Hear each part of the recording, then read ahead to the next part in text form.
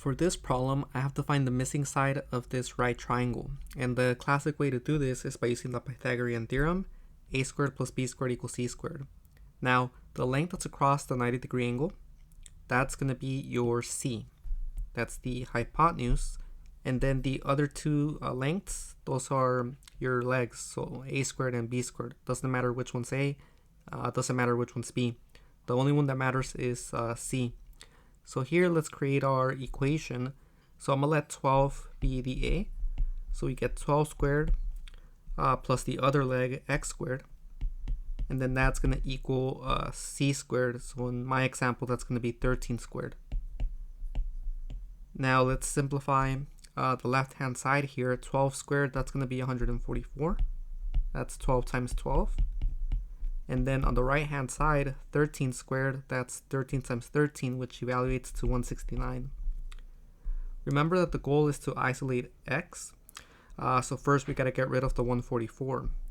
144 is positive, so to move it to the other side, I'm going to subtract by 144. On the left-hand side, those cancel out. I'm left with x squared. And then on the right-hand side, 169 minus 144, that's going to give me a 25. Now, I want x. I don't want x squared. So to get rid of the second power, I'm going to take the square root of both sides.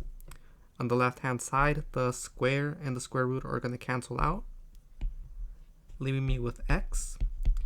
And on the right-hand side, the square root of 25 is going to be 5. Let's do one more example. Example number 2, find the missing side of the triangle.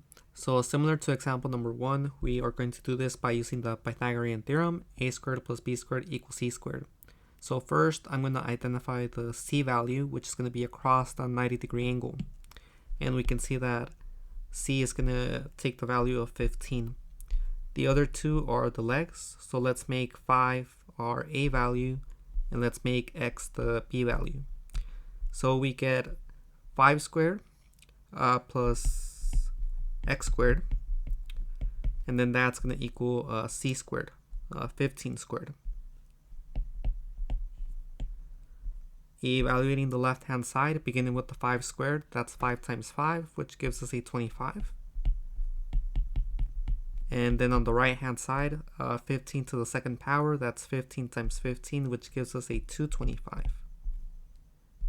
I want to isolate x, so first I have to get rid of this 25. Since the 25 is positive, I can get rid of it by subtracting 25. And remember that whatever I do to one side, I have to do it to the other. On the left-hand side, the 25's cancel out. On the right-hand side, 225 minus 25, that's going to give me a 200. Now, I want x, but I have x squared. I have to get rid of the square here. And I can do that by taking the square root of both sides of the equation. On the left, the square and the square root cancel out, so I'm left with x. And on the right-hand side, the square root of 200, that's not a perfect square. So if I input this in the calculator, I can get an approximation. So the approximation, rounding to the nearest tenth, is going to be 14.1.